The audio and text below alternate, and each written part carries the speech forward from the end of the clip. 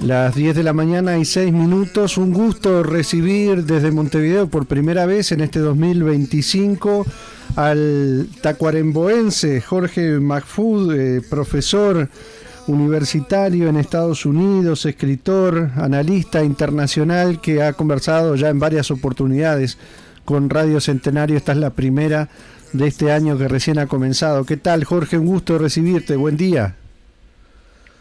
¿Qué tal, Hernán y Marcelo? ¿Cómo andan por ahí? Bien, Hola. bien. Bueno, vos con en el conteo final ya para la asunción nuevamente de Donald Trump como presidente, nada más y nada menos, ¿no?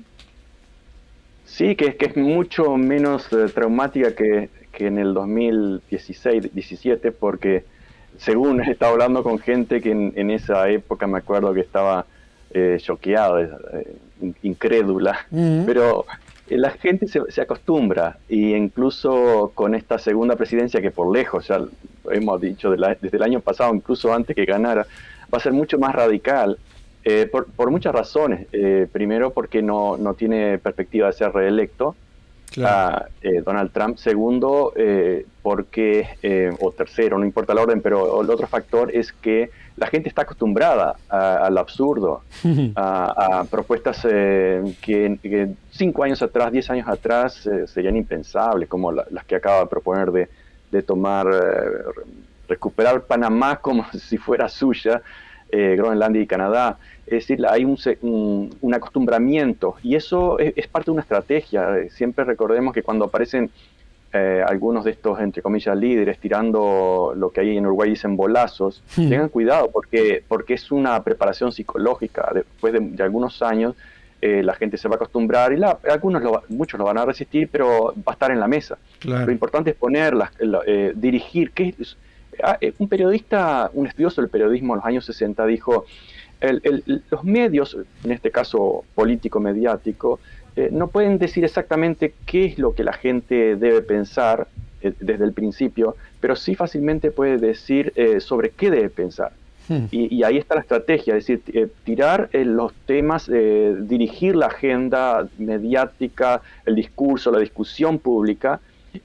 Cuando se controla eso, luego con un interés secundario o detrás, ya se va promoviendo los intereses a través de ideas, cualquier idea, generalmente ideas que en principio sonaban absurdas. Y esa es más o menos la estrategia. Un tercer o cuarto punto sería que, estamos en un periodo geopolítico muy particular de aumento de la tensión imperial, debido a la decadencia del imperio anglosajón y al surgimiento, todavía no de imperio, pero sí de potencias asiáticas, sobre todo de China. Entonces esa fricción va a continuar creando más conflictos de lo que ya tenemos, que son muchos, y se va a tener traducciones, múltiples traducciones. Así como como una de las traducciones más recientes fue Siria. Más reciente aún que Siria es la segunda Siria latinoamericana, sí, que es Venezuela. Entonces, esas son traducciones de la geopolítica, y creo que es necesario ver primero la realidad a vuelo de pájaro, que es el problema geopolítico, y luego ir a los detalles, que son los problemas políticos, nacionales, a veces ideológicos, etcétera. La revolución sí, revolución no, resistencia a esta política o a la otra, privatización sí o no. Bueno, todos esos son elementos de un problema mucho mayor. Claro.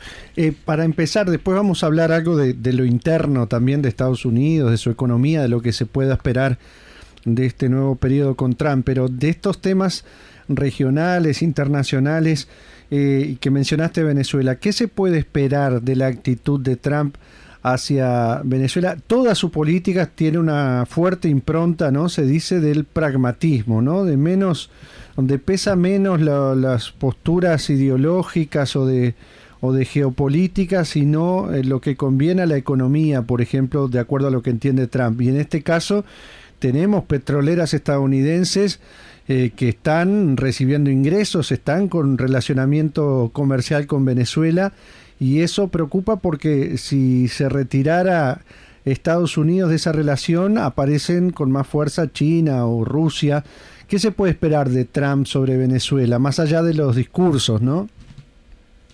Sí, yo no estoy de acuerdo con la primera parte que tú decís, que es algo muy aceptable, que de oponer ideología con pragmatismo. Sí, es cierto, está bien. La ideología dominante es la ideología capitalista, la ideología de los negocios, y a eso llaman pragmatismo. Entonces, lo que sí podríamos decir para precisar es que Trump, como todo hombre de negocio, juega con la imprevisibilidad. Así como cuando uno va a comprar un auto usado, bueno, a veces la gente va con la pareja, uno se muestra muy entusiasmado, el otro no lo quiere para nada, etc. Es un juego de aumentar la imprevisibilidad del otro que quiere terminar el negocio y cede y cede y cede. Entonces es la imprevisibilidad, pero la ideología es la del dinero, que permea todo y suda por todos lados, en el detalle y en la geopolítica. Ahora,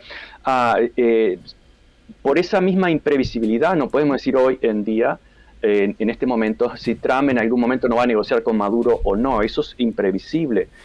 Su objetivo es la dominación del patio trasero y la dominación, como bien decís, de los recursos del petróleo, que son básicos. Nunca sobra petróleo para un imperio y menos para un mundo organizado en base al petróleo todavía. Otros países tienen otras riquezas, pero no son estratégicas. Claro. Tener vacas en Uruguay es una riqueza, pero no es estratégica porque en Estados Unidos también puede haber sobreproducción de carne si se quiere, pero no sobreproducción nunca de petróleo. Entonces, el poder es lo que va a dominar.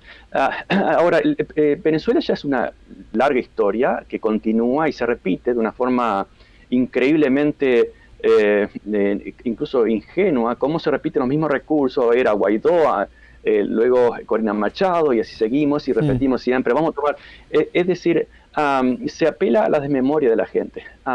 Y ahí está. Yo no voy a entrar a decir, bueno, la revolución de Maduro es buena, es mala, etcétera. Se puede discutir eso. Sí. No voy a entrar incluso a decir, bueno, ganó limpio, no ganó limpio, etcétera. Yo tengo mi propia posición, creo que no deberíamos meternos en eso. Pero aún si dejamos todo eso de lado, tenemos que entender que todos los países, si vemos la historia reciente, la historia más lejana y el presente, todos los países que se han opuesto a los dictados de los imperios, en este caso especialmente para nosotros el imperio anglosajón o estadounidense, han terminado mal. Entonces aquellos que resisten son demonizados, y como son demonizados a través de excusas, como por ejemplo, porque Maduro no es democrático, pero nosotros en Estados Unidos nunca hemos sido democráticos, y ahora incluso ideológicamente aplaudimos la monarquía, que estoy hablando desde el punto de vista de la derecha que está dominando. Sí. La izquierda en Estados Unidos, como en Uruguay, como en todas partes del mundo, se virginizó, adoptó el neoliberalismo, es decir, la economía de la derecha. Y entonces, claro, la gente furiosa de todo ese fracaso que siempre trae el exceso de la privatización, el neoliberalismo y en definitiva el capitalismo en sí mismo, que es altamente beneficioso para una élite siempre, y podemos hablar incluso de los incendios de California, que es parte de la misma lógica. Sí. El resto de la población, ya sea en Estados Unidos como en el resto del mundo, la va a sufrir. Entonces, ¿cómo va a expresar esa frustración?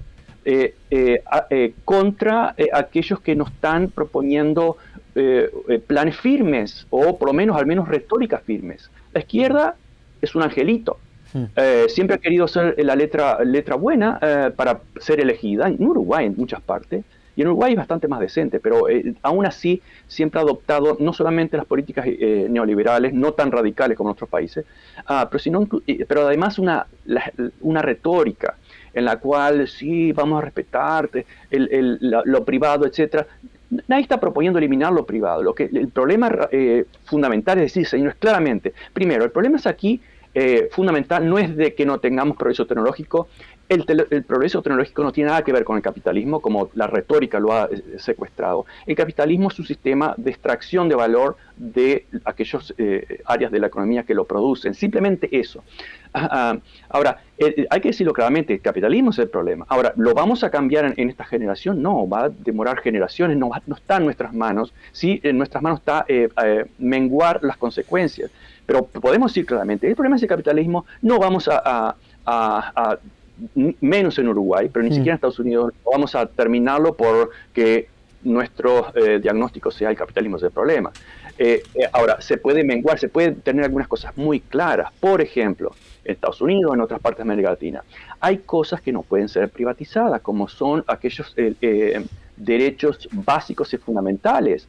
La educación, la salud, incluso el agua, que es el gran problema de los incendios, entre otras cosas, de California, ha sido privatizada, ha sido secuestrada desde los años 90 por dos o tres familias que inocularon la política, la robaron con grandes donaciones, como es lo típico, ¿verdad? Los grandes capitales donan a los políticos compran los medios, porque necesitan publicidad para ganar elecciones. Es un negocio perfecto.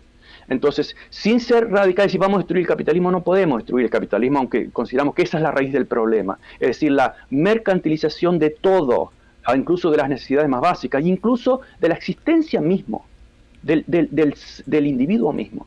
Ahora, ese es el problema, es general, pero no vamos a arreglarlo en este momento, pero sí decir claramente, hay elementos que no deben ser privatizados, hay elementos que son fundamentales como derechos, no solamente como derechos para evitar catástrofes, desde los incendios de California hasta catástrofes de pobreza en América Latina, en África, etc. Ahora, ¿cuál es el mayor motor de todo eso? Bueno, es el actual imperio anglosajón, que ha sido rico como Europa, no porque hayan sido capitalistas, señores, capitalistas. Haití también ha sido capitalista, Honduras ha sido más capitalista que Estados Unidos, África, etc. Han sido radicalmente más capitalistas, fácilmente lo podemos ver con las políticas de cada uno de esos países. La diferencia está en que unos son imperios y otros son colonias, así de simple. Entonces el imperio dice qué es lo que les conviene desde el siglo XVI, los ingleses, los holandeses y los franceses, en India, en China, en el siglo XIX, etc. Y así de simple. Es decir, si cualquier otro sistema económico global domina e impone a los demás, va a ser rico, etc. Ahora, en el caso volviendo al caso concreto de tu pregunta, sí. En este momento estamos en una fuerte declive de ese poder, y ese poder, como un león herido, empieza a tirar manotazos a diestra y siniestra, y se va a volver más violento. La CIA no va a dejar de trabajar, al contrario, siempre ha estado trabajando. Ya sabemos que se ha intentado inocular varios presidentes, incluido el de Venezuela, Maduro, para implicarlo en drogas, etc. Eso se ha descubierto por filtrado y se ha olvidado también. Entonces, todo eso es parte de la misma lógica, no son elementos desconectados. Y no estamos viviendo en un mundo plano, como incluso decía Mario Vargas Llosa hasta hace poco, y sus repetidores. Porque todas las dictaduras son malas, etc. No es un mundo plano. Es como decir, si abrimos la competencia, libre competencia, todos nos vamos a beneficiar. No es el mundo plano de Adam Smith. Hay imperios, hay dominadores, hay gente que en cada país acumula casi todo el capital, compran los políticos y deciden todo. No es un mundo plano, es un mundo jerárquico, vertical. Si no vemos esa gran, la imagen principal, no vamos a entender los detalles.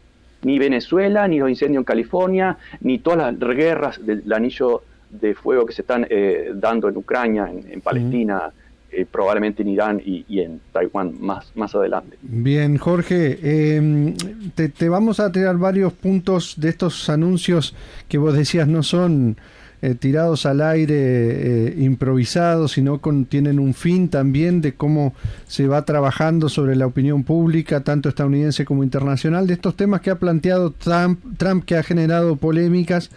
Esto del canal de Panamá, que dice que lo está controlando y manejando China, que no se están respetando las condiciones en que se le entregó el canal a Panamá. Lo de Groenlandia también, de Canadá. ¿Por dónde vienen estas afirmaciones? ¿Son estrictamente para, distraer la atención de otros temas, o hay un plan serio que hay que atender en estos dichos de Trump? Las dos cosas. Primero, que es muy, como dicen acá, muy sexy políticamente hablando. Es lo que la gente quiere, e incluso hasta cuando atacan o la gente reacciona con indignación, es también el efecto deseado. Es decir, que la gente hable de determinadas cosas. Primero, entre comillas, distracción, pero no es tan distracción, es un efecto deseado. Segundo, es parte de la lógica geopolítica que hablamos al principio. Y lo dijimos el año pasado y escribimos, pero sobre todo hay varias entrevistas. El problema de China y de Rusia, que tienen muchas ventajas, en el caso de Rusia, ventajas de autosuficiencia, de recursos, etcétera, etcétera, difícil de invadir, como lo prueba la historia, pero tanto Rusia como China están atorados geográficamente, son fáciles de reprimir en cierta forma militar y económicamente. Por eso la necesidad de la ruta de la seda, bueno, se eliminó básicamente eso, haciendo caer Siria, aparte de otras ventajas que tenía con respecto al corte de la relación con Irán, etcétera. Pero eso fue una parte del juego geopolítico. El otro aspecto es que el Polo Norte, sí, el Ártico, se está descongelando hace muchos años y antes se podía navegar en algunos momentos del verano, y no en todo el Polo Norte, no en todo el Ártico, y ahora es mucho más navegable. Entonces, tanto China como Rusia tienen una segunda opción de salir de ese atoramiento geográfico que tienen ambos países con un fuerte desarrollo, que es uno de los grandes límites. China tiene un límite demográfico, eso no es novedad, pero geográfico también.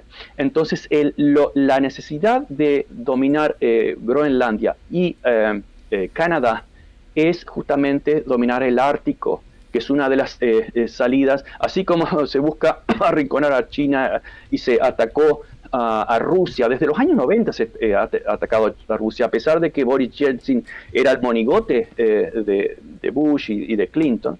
Le entregó todo prácticamente después del suicidio de la Unión Soviética con Gorbachev, pero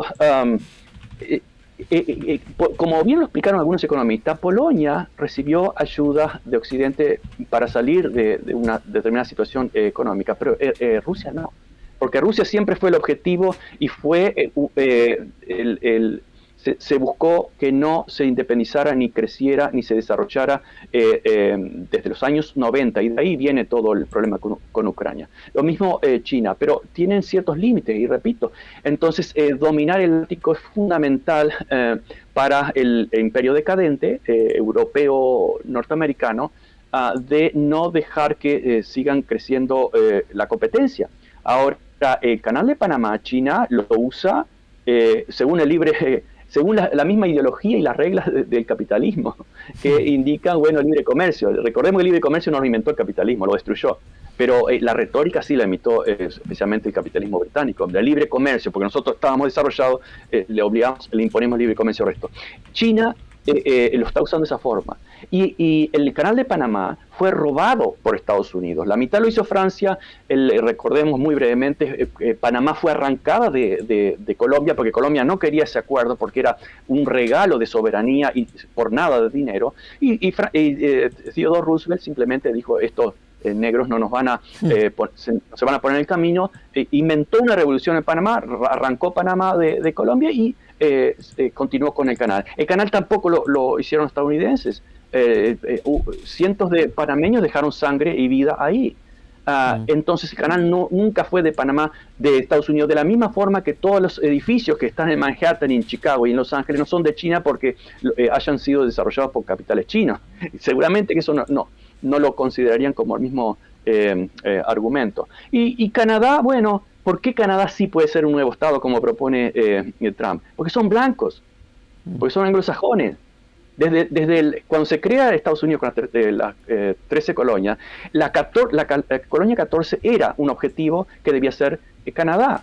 Y trataron de invadir, sabotearon, Gran Bretaña terminó quemando Washington, no pudieron y dijeron, bueno, acá por ese lado no podemos anexar esa colonia blanca. Entonces tenemos que ir hacia el oeste, pero ahí hay indios y mexicanos. Bueno, los removemos, les quitamos los territorios y los removemos.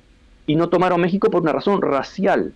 Entonces, Trump no está proponiendo vamos a tomar México, está proponiendo vamos a tomar Canadá. Es por una razón racial. Entonces hay una combinación del viejo racismo del siglo XIX y del imperialismo del siglo XIX que se alimentaba con ese racismo. Estamos viviendo una copia de finales del siglo XIX. ¿Cuál es la diferencia? Que en el siglo XIX Estados Unidos era un imperio creciente y hoy es un imperio en decadencia. Pero la retórica, las políticas e incluso las propuestas son exactamente las mismas. Jorge, te pedimos 2 minutos para hacer una pausa y seguimos conversando enseguida, que te quedes en línea. Sí, acá sigo. Ya venimos. ¿Cuál es la relación entre la teoría y la práctica?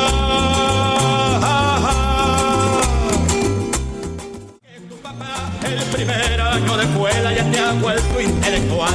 10 de la mañana, 29 minutos. Seguimos en comunicación con el analista internacional y profesor universitario Jorge McFood. Jorge, en el bloque anterior, bueno, de varios temas que hay obviamente para hablar de Estados Unidos, el tema de Groenlandia, que lo hiciste mención también, pero ¿qué hay detrás de esto? Que justamente este real interés que tiene Trump, en este caso, por Groenlandia. ¿Qué lectura haces del mismo? Precisamente lo que decía anteriormente, en dominar el Ártico para evitar que China y Rusia tomen ventaja o se expandan o tengan una segunda salida marítima. Recuerden que, incluso repito, en el siglo XIX ya se decía, el que domine los mares dominará el mundo. Lo sabían los ingleses, pero bueno, fue un dogma al final del siglo XIX para Estados Unidos con los nuevos barcos metálicos. Estamos más o menos exactamente lo mismo. Todavía los mares son fundamentales. Por eso no son necesarias grandes colonias, sino bases militares o bases económicas. Panamá es un punto fundamental y así seguiríamos. ¿Por qué Panamá, Groenlandia y Canadá al mismo tiempo? Son los 3 puntos de la misma lógica. Los 3 puntos de la misma lógica. Es el dominio geopolítico, militar y económico, tanto propio como para evitar que los otros ejerzan el mismo derecho o posibilidad. Jorge, con respecto a los recursos naturales directamente de Groenlandia, ¿qué hay allí? Digo, en el interés de Estados Unidos estoy hablando, ¿no? Sí, se han hablado de que hay recursos minerales. Yo no creo que ese sea el punto fundamental. Insisto, es un tema geográfico, geopolítico. Ajá. Eso creo que es lo más importante. Porque Groenlandia es de Dinamarca. Europa y Dinamarca en principio no son enemigos ni están poniendo ningún obstáculo al comercio, a la exportación, a la importación. Eso fácilmente Estados Unidos puede comprarlo, al fin y al cabo. Si se imprime dinero acá o se crea dinero de la nada, se lo envía para la guerra, fácilmente se pueden comprar. De hecho, Estados Unidos no tiene problema en comprarle petróleo a Venezuela. El problema es evitar que otros lo compren y monopolizar la producción. Si tiene que pagar un poco más, un poco menos, bueno, será un tema de negocios, los empresarios que querrán pagar menos, pero para Washington no ese es el gran problema, sino la dominación de los recursos más que el poder pagarlos o no. Bien, Jorge, ocupémonos un poquito de la interna, de qué cabe esperar de las medidas de gobierno de Donald Trump en este contexto. Ya vimos, por ejemplo, alguna medida que adelantó de la prohibición, por ejemplo, de una compra de una poderosa empresa de acero de Japón que iba a comprar una empresa de ese rubro en Estados Unidos, ¿no? Apunta a utilizar la herramienta de las tasas aduaneras, que dice que es un invento fantástico, dijo Trump durante la campaña, ¿no? Con eso también va a generar, suponemos, rispideces con la Unión Europea, ni que hablar con China, pero ¿qué cabe esperar para la economía estadounidense con Trump a la cabeza? Sí, en un sistema global capitalista las tasas son un arma de doble filo. La aplicaron muchos países y para proteger industrias, que es lo que quiere Trump en este momento. Ahora, las industrias estadounidenses son improtegibles porque acá no se vive con los salarios de otros países, por algo se enviaron las industrias a otros países. Es imposible, incluso con salarios como en México, o incluso en China todavía, pero en Vietnam, acá serían pobrísimos y ya con salarios superiores están teniendo serios problemas por no tener los recursos públicos. Entonces, las tarifas tienen, además McKinley en los años 90 del siglo XIX ya lo aplicó y generó una profunda recesión, doble dip de recesión. Es decir, por un lado puede servir para proteger las industrias, no es el momento, y por otro lado pues provocar una profunda recesión o incluso hasta inflación, además de lo que estás mencionando de conflictos. Bueno, otros también van a subir tarifas. China o otros países también van a responder, no tal vez en la misma medida, pero sí que van a responder, no se van a quedar de brazos cruzados. Entonces ese proteccionismo que va en contra, como decía Ulysses Grant en el siglo XIX, vamos a ser proteccionistas, no vamos a ser campeones de libre mercado como ustedes los británicos quieren, hasta que ese sistema no nos dé más y luego vamos a ser los campeones del libre mercado. En este momento con Trump estamos a la inversa. Fuimos los campeones del libre mercado, entre comillas, que nunca fue libre, hasta que dejó de darnos resultados. Ahora somos proteccionistas. Eso es lo que decía al principio el pragmatismo. Sí, es pragmatismo, pero siempre está detrás la misma ideología de los negocios y el dinero. Entonces, en ese aspecto es un arma de doble filo. De hecho, creo que fácilmente, puedo equivocarme, pero se puede prever una recesión dentro del periodo de Trump. Me llamaría mucho la atención que no hubiese una recesión. Ahora, las bolsas, por ejemplo, han tenido grandes beneficios en los últimos años, pero Trump mide el éxito económico por las bolsas. No la menciona mucho porque han tenido 2 años de crecimiento enorme durante el periodo de Biden, básicamente por la inteligencia artificial, así como antes del año 2000 fue los .com, que terminaron en una recesión, obviamente. Pero las inteligencias artificiales todavía tienen mucho espacio para seguir invirtiendo y desarrollándose, por lo tanto las bolsas probablemente sigan creciendo, no tan rápido, pero sigan creciendo. Ahora, ¿qué pasa? No es un indicador del bienestar de la economía. Ahora, por ejemplo, hoy, yo no sé, estaba atento al programa de ustedes, no sé cuál es el informe de empleo en Estados Unidos hoy, que es creo que en estos minutos se está liberando. ¿Y cuál es el problema? Generalmente uno dice, bueno, si la creación de empleo es muy fuerte, las bolsas suben. Bueno, ahora se está esperando de que si el reporte de empleo es muy fuerte hoy, o en estos minutos, las bolsas van a bajar. ¿Y por qué esa ilógica? Claro. Simplemente porque saben que si el empleo es muy fuerte, la Fed no va a bajar más la tasa de interés. Y eso no les conviene a la gente que tiene inversiones. Entonces, no es, repito, no es un termómetro muy confiable, pero a Trump prácticamente que le interesa como casi el único medidor de éxito. Entonces, por donde lo veas, siempre vas a ver un arma de doble filo, incluso en las bolsas de valores, etcétera. ¿Cuáles serían las otras diferencias? Bueno, que es anti-unionista, es decir, anti-sindicatos.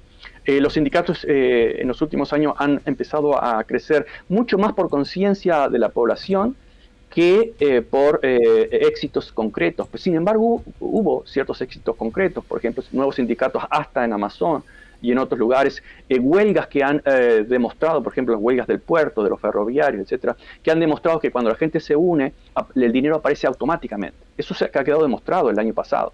Entonces, los quienes están en el poder, que son los Trump, los Elon Musk y toda esa mafia de millonarios secuestradores de países y del planeta en sí mismo, van a hacer lo posible y lo imposible, tanto en los medios tradicionales como en las redes, de quitarle presencia o visibilidad a ese fenómeno muy claro que los europeos, los latinoamericanos, los estadounidenses lo conocen desde el siglo XIX. Si los trabajadores no se unen, si los trabajadores no tienen una conciencia de clase, van a seguir perdiendo capacidad no solamente de nivel de vida o de salarial, sino derechos políticos, porque van conectados. Claro. Cuanto más en el sistema capitalista, cuanto más dinero tenés, más posibilidades tenés de tener influencia en la política, y más que influencia, los políticos se compran por los grandes capitales. Ahora, si los grandes capitales deciden, compran y además imponen un sermón de cuál es el éxito, de cómo se debe hacer el éxito, de que si no te gusta tu trabajo te vas porque sos libre. No es verdad, no sos libre. Te vas a ir a ser esclavo salariado a otra empresa similar. Entonces, esa va a ser una de las batallas a partir de ahora más radical tal vez que en los años anteriores, contra todo pensamiento, contra toda conciencia de unión de trabajadores. Y cuando digo trabajadores no me refiero solamente a aquellos que están trabajando, sino a sus familias. Recordemos, la clase trabajadora no es solamente aquellos que están en las industrias o en las oficinas. La clase trabajadora incluye niños, incluyen jubilados, etcétera. Toda esa gran clase social, si no se une en una conciencia de clase, que es algo muy viejo, pero muy actual, bueno, está frita. Y los que están en el poder lo saben. Y por eso sermonizan a los de abajo para que castiguen o demonicen o desacrediten a aquellos que criticamos ese tipo de manipulación ideológica, narrativa y psicológica. Sí, lo que decías de los datos de empleo, que son tan importantes para otros indicadores, como vos decías, todavía no se ha dado por lo que estamos viendo. Se habla de que estaría la desocupación, los datos de desempleo en el 4,2%, que baja el desempleo en Estados Unidos, es lo que están diciendo. Bueno, para cualquier país uno puede decir fantástico que baja el desempleo. Sí. No, en este momento para las bolsas no es tan fantástico.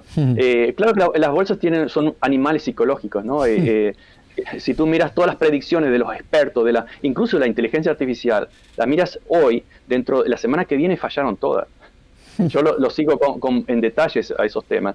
Y si sacas screenshots o captura de pantalla de cada semana, decir, pero señores, ¿dónde están los expertos que prevén que Nvidia va a subir y termina bajando estrepitosamente o viceversa? Son animales psicológicos. Entonces también ellos no dominan completamente eso, pero sí podemos entender la lógica de que no son un termómetro del bienestar social, son un termómetro del bienestar de la clase dominante. Claro. Y volvemos otra vez al siglo XIX, como decía Marx, las ideas dominantes de una época son las ideas de la clase dominante. Y eso es muy simple y es una regla de oro. Nadie la ha podido contradecir hasta el momento.